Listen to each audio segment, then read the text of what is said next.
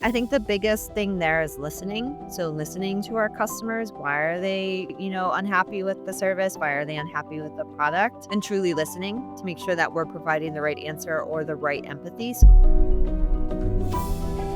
So at HubSpot, we have these values called HEART, and the E is empathy. So do you have empathy for understanding of like your customer might be upset over something you think is small, but it's actually really, really big to their business. Like it is crucial to their business. Listening and solving for our customers. I love at HubSpot, we listen to our customers. We love to hear from our customers. If you hear from our CEO or any of our leaders, customers are like, we want to hear from them. I mean, it's really cool. We actually have each quarter in our company meeting, a customer comes in and speaks live to us. Hello, everyone, and welcome back to the Fully Managed by Penji podcast, the podcast where we discuss marketing and business tips to help assist you in your business journey. I'm your host, Shannon, Penji's partnership coordinator, and I'm joined here today with a very special guest, Britney Talty from HubSpot. I'm very excited to have you on today, and it's really great to see you again. I know I already said this before, but me and Britney talked a while ago, and it's really nice to be able to catch up with you again. Yeah, I'm really excited to be here, Shannon. Thank you so much. I appreciate that. So could you just to start off tell the audience a little bit about yourself, your role, and then kind of how you've gotten to this point, what led you up to this point, and what you're liking about it. Perfect. Yeah. So my role is enablement manager at HubSpot.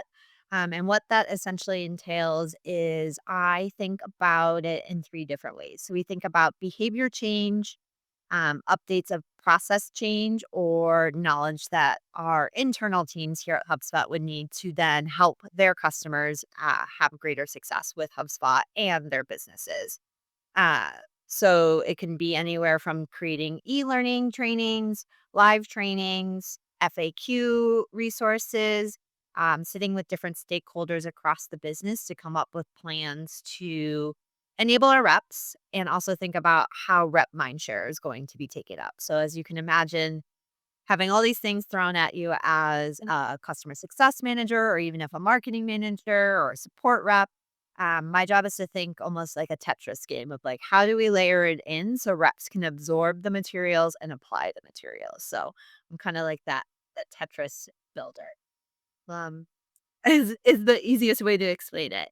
No, it's Uh, definitely important.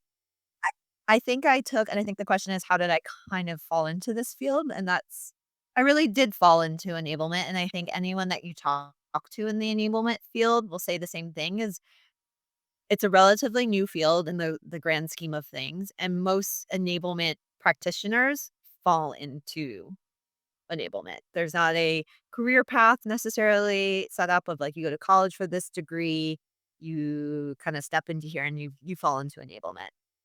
Um, I started my background was really in marketing. I worked at marketing agencies, did a lot of sponsorship work and analytics work. And as I started to think about where I wanted to go in my career, I found that I was following the HubSpot blog for marketing tips, business tips. I was downloading their ebooks. I was being that sponge and absorbing. And so one day it just dawned at me, wait, hey, I like HubSpot. I'm gonna apply to HubSpot.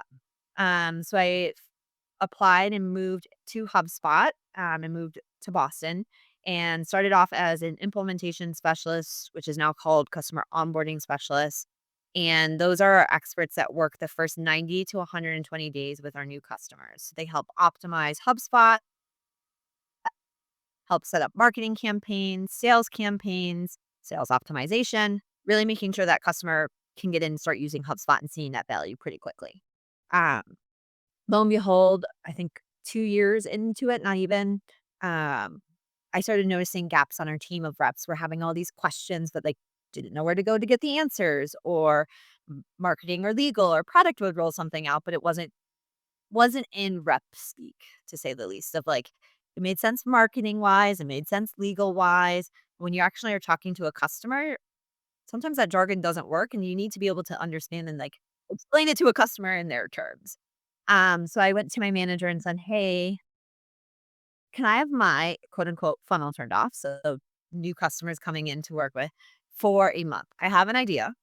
I want to go work with our marketing, legal, and product teams, see if I can get more information to help me and my teammates answer these questions better." And she was like, "You know what? It's a great need. Go forth and do it." In the meantime, our enablement team was just getting started for customer success. It was a team of 3. I admired them all greatly. I started getting involved, and I was like, "Hey, tap me if you need help. Tap me if you want projects."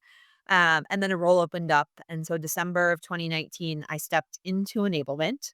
And my first big project was helping our team and customers navigate COVID, what that meant for their businesses, and how we I went trial by fire, like, straight into, that first days, if you think about it, was right when COVID was hitting.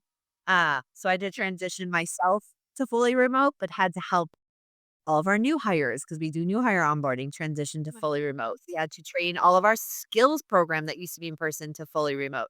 We had to help our reps transition to fully remote. Meanwhile, I'm going through this new role, figuring it out myself, but having to be this calm, cool, and collected enablement. Awesome. Horrible during COVID to manage. The reason you're not just as angry as all of these other people. It was definitely interesting, and it's just evolved over time. Like, our team is now, oh, I don't know, I think we have 50 people on the enablement team, and we're, like, fully immersed in our go-to-market teams. So we work across sales, we work across customer success, and we kind of have a full engine of we have learning experience designers, we have facilitators, myself, the enablement partner, who really focuses between connecting the business with the team and the team with the business and making sure we're executing on all of the business goals. So it's really evolved. It's really cool.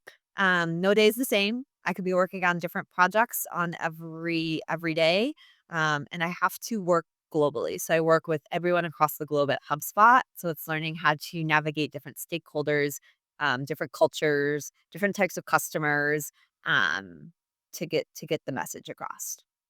Was that a good summary? No, that was an amazing summary, actually. Thank you. It, like, fully encompassed everything that I probably would have asked about it.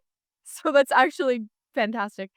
If okay, so if all of these things are constantly changing and that's kind of what your job is for, what do you think, like, the biggest challenge comes with that? Because 'Cause I'm sure the challenge itself is that everything is constantly changing, so you have to readjust. But, what do you think the hardest part about that is? I think the biggest challenge is knowing if I feel all of this change innately or feeling like, "Ooh, this is a lot." I multiply that by 10 for our reps, and then I multiply that by 20 for our customers. Because at the end of the day, they're using all of our products, so they're feeling the change and it impacts their businesses. And same with our reps, if it impacts their work process or their workflow process or how they interact with customers or like they need to be able to answer, like they're the trusted advisors to their customers. So I need to make sure that they feel that they can be the trusted advisor. So it's constantly saying like, I'm good with change. I ebb and flow, but I need to make sure I'm processing it and helping others process it and seeing clearly. So sometimes that's playing devil's advocate of like, hey, let's push back there. Thinking strategically with our leaders of how do we get this messaging out or making sure that we are anticipating. That's my favorite word is like we anticipate what questions our reps and customers can ask and get ahead of that. Mm. So oh, So, like, if a good enablement plan comes out, we have a solid FAQ. Oh, we have a solid FAQ of, like, we've already anticipated the question, we already have the answer for them, is what I would love to always come up with. I think that's really great. I think anticipating what customers want is something that's very important in any kind of work. I actually just before this had another podcast guest who just told me um I think it was a quote from Jeff Bezos, which I thought was kind of funny. Where he said something like you have to anticipate what the client is going to need before they need it, or it was adjacent to something like that. And I think feel what you will about Jeff Bezos. I think that's a great because um I do agree with it. I think that especially with a constantly changing landscape, you have to like make sure that you're ahead of the game so that, you have less disgruntled customers coming to you because, yeah, they might come no matter what because, again, things are constantly changing and that's not your fault. But, it's nice to. I think I think a good book that gave me a lot of this perspective, and I just pulled it up to make sure I phrased it correctly. It's called Seeing Around Corners, by Rita McGrath, and it's all about anticipating what's next around the corner and how you can be a better business executive by seeing around those corners. And the best leaders really do see around the corner, so they're not just like, what am I facing today? What's coming around the corner, and how am I planning accurately for what's around the corner? I think I'm just doing that on the day to day, but, like, I'm constantly living in fear. I wouldn't say it's necessarily fear, but it's like, how can you spot the key inflection points that are coming? I mean, let's be clear, nobody saw COVID coming. You can't that is not an inflection You point that I think couldn't. I mean, maybe if you're, like, anyone saw, but those apocalyptic, people that, like, create bunkers and different things like that, maybe they anticipated it. right. But it's just like understanding that they're going to come, and how do you harness that disruption? Like, how do you take it and spin it into a win?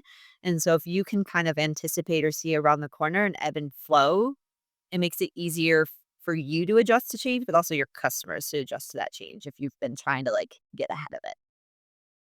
So, say, there's a scenario where you're not ahead of the game and, like, part of your customer base is unhappy with the service that they're getting. How do you go about dealing with something like that? Like, how do you adjust? Yep. I think the biggest thing there is listening. So listening to our customers. Why are they, unhappy with the service? Why are they unhappy with the product? Uh, and truly listening to make sure that we're providing the right answer or the right empathy. So, um, at HubSpot, we have these values called heart, and the E is empathy. So, do you have empathy for understanding of like your your customer might be upset with you over something you think is small, but it's actually really, really big to their business. Like, it is crucial to their business, and it could be, "I'm not making money because of XYZ," or, "I'm not seeing the value because I feel your product's not doing enough." So it's listening and solving for our customers. I love at HubSpot, we listen to our customers. We love to hear from our customers. If you hear from our CEO or any of our leaders, customers are like, we wanna hear from them. I mean, it's really cool. We actually have each quarter in our company meeting, a customer comes in and speaks live to us, and talks about their experience, and they do, like, a report card to us. Like, they are open and honest, and we're like, "If you could wave a magic wand, what would you want in HubSpot?" Or, like, "Where's the feedback of what we can do better?" And I think that's a really cool mechanism that we've implemented at HubSpot because it's one, you get to see your customer and they highlight, everyone they've talked to at HubSpot from a support rep to their sales rep. And then they're open and honest. And like they love that they can give the feedback. And that's something that we follow up with, like coming up with betas, or we make sure product tiers, or we are like, there's a direct line. It's not just like, yep, I hear you, customer.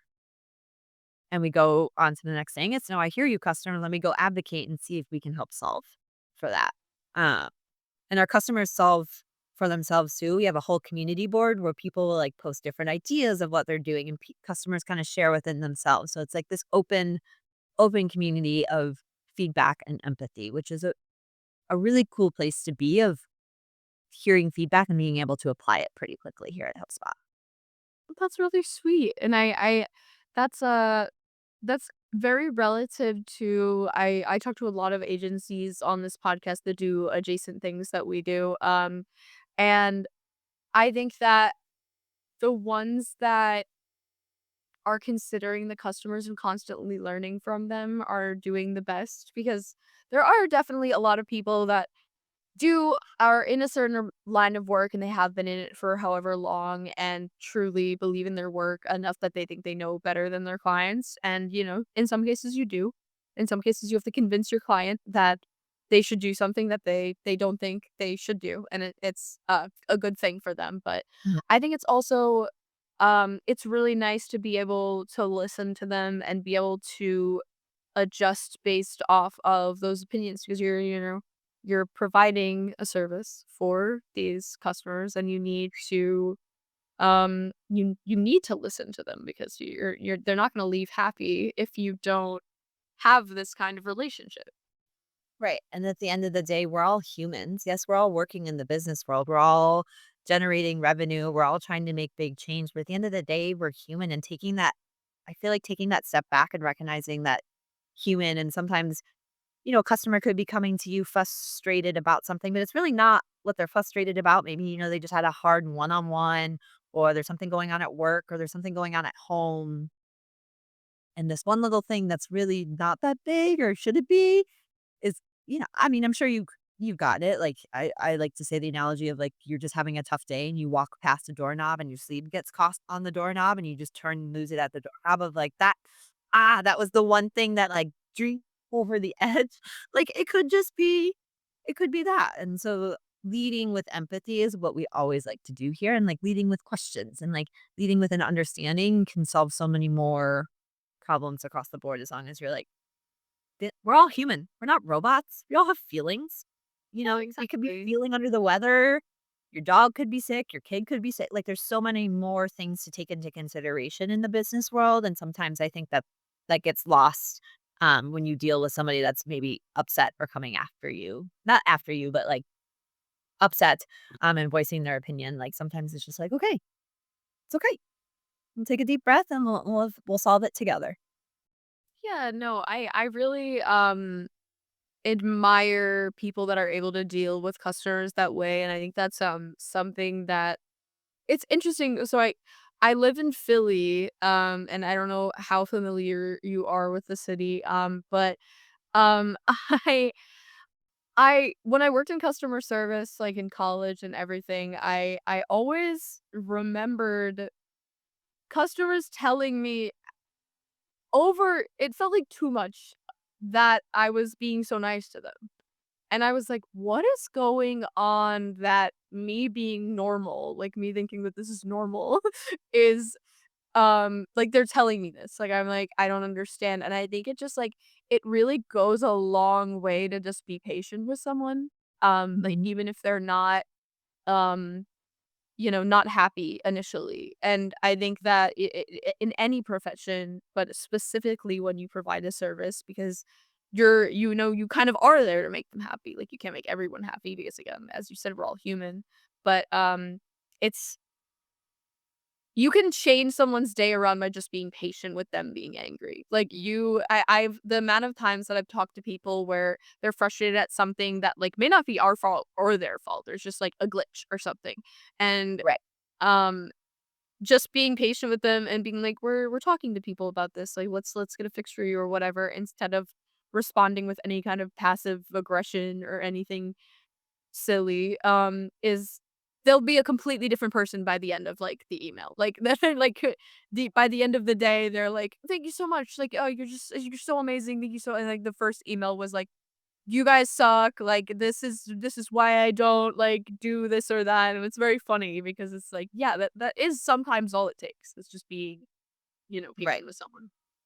And I think working where I work has given me, like, I've never been on our support team, but I see our support team and I see how hard they work for our customers and asking these questions of, like, if you're reaching out to customer support or customer service, it's usually because you're having trouble. You're having an issue. You're stuck. So I feel like whenever I reach out, I take that and, like, to your point, feel like I'm super kind to people, and they're always like, "Oh my gosh, thank you for not yelling at me," or "Thank you for not being like." I'm like, "No, I am frustrated, but I'm reaching out to you to hope we can kinda solve this together." Whether it's, like, through chat or on phone or, like, customer service in a store.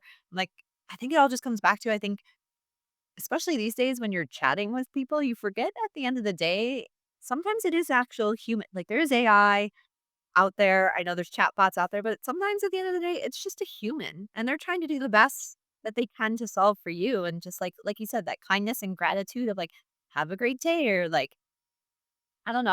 I think I talked on the phone to one customer service at Verizon for like an hour, one guy, and we just like started chit chatting as he was like, trying to solve what was going on in the back end. And he was like, "Yep, I'm solving it." But we were chatting and he was like, "This was the nicest conversation I've," he's like, I'm gonna end my day on some nice note. And I was like, no, thank you for bearing with me and trying to like, it was a weird issue. They had never seen it before. So there was like a lot of uncovery. His like supervisor joined the call at one point.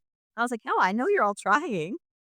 I'm confused as you are as like what's happening. But yeah, kindness goes a long way. Kindness and empathy, I think, is if you can bring that into everything, you're golden.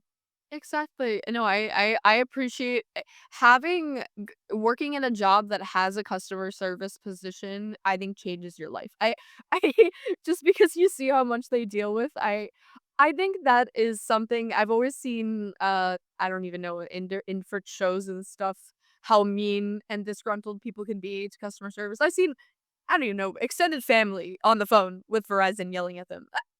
I don't wanna be that person. They don't those aren't the people that are causing your problem. The people that you are talking to are almost never involved in the problem that you have. And so it's like it's very funny Right. because I know there's a lot of, like, displaced emotions and everything, and actually that can feed into my next question.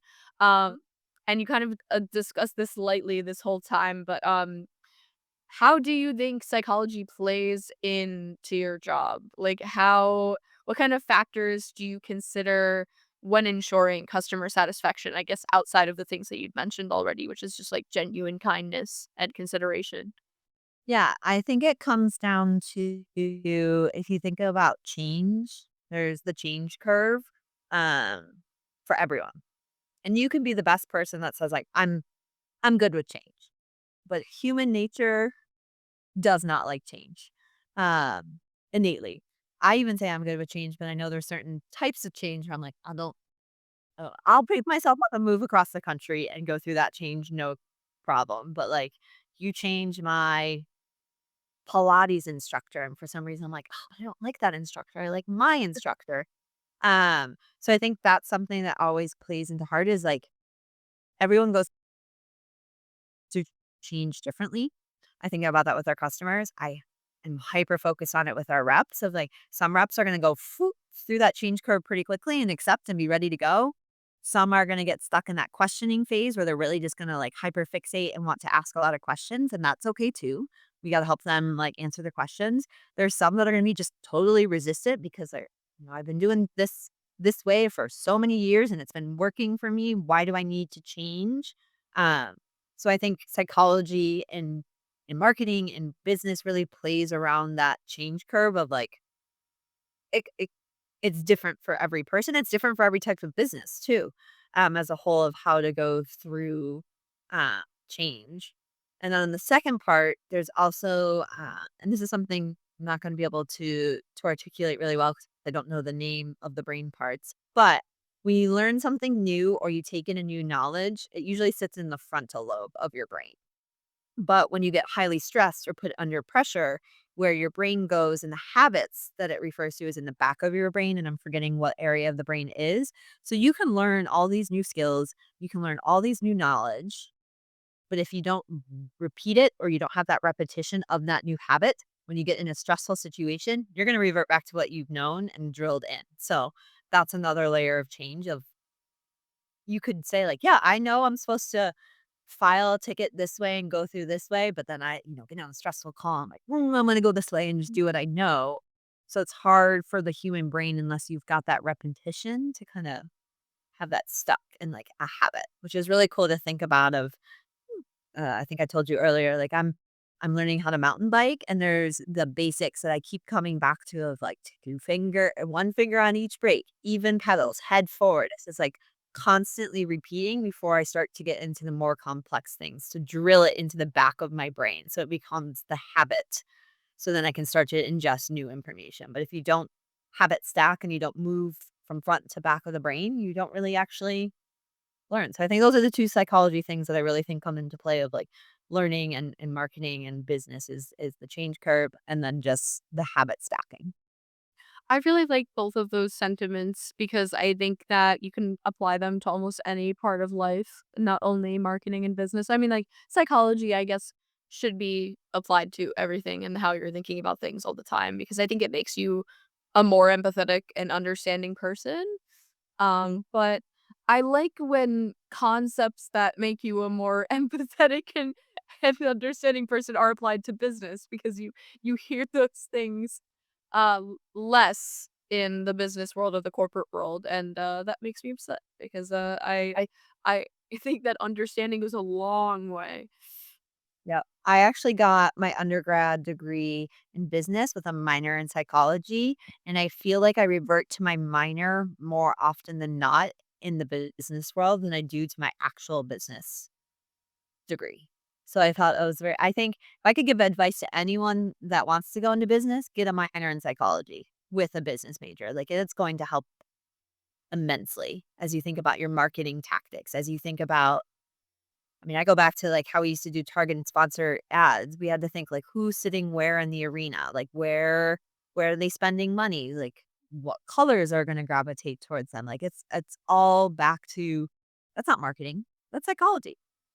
That's psychology. So, I think that's very interesting if I could tell myself heading into college, like, pay attention in your psychology classes pretty closely. I'm glad I didn't do a major in it because that's a lot of work and a lot of writing. And I really love the business side of the world, but the dabble in psychology was is super helpful. I definitely agree with that. I took a lot of I should I was thinking about minoring in psychology, but then COVID happened when I was in college. You can that shows my age. I'm very young.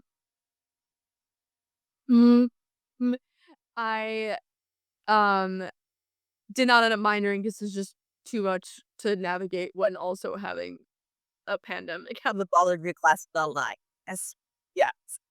But, I took a lot of classes close enough to have a minor, and I think it taught me, like, I fell into marketing so accidentally, and I actually do really like it, but I went to school for political science, and oddly enough, I was like, I think political science is very applicable to marketing of like it's so alive. How do people think? How to buzz like how does the like I have many friends that also did the same of like political science, but fell into marketing and business because I think there's a lot of translation between the 2. yes, oddly enough, it's maybe too involved in, the US government, but we won't discuss that. Session prep was for a different time. Yeah, this is a we're not talking about anything controversial on this podcast, we don't talk about controversy here. Well, okay, It's gonna be with stress blue or gold. That's the kind of controversy yeah, that that kind of yes, we'll talk about funny little silly things. Like, yes. speaking of funny little silly things, well, this isn't silly, I suppose, but what is your favorite part about your job, do you think? Ooh, good question. There can be many. You can list if you'd like to. Um, I think my favorite part is I get to work with so many different people at HubSpot, um, and learn from so many different people. With my job being global, I get to learn how does that translate to our Japan market? What are they thinking in Sydney? What's going on in Dublin? And just hearing different perspectives, and being able to be almost worldly without being worldly, if that makes sense. Like I get to travel the globe from my desk here in Denver, Colorado. So being able to learn from others.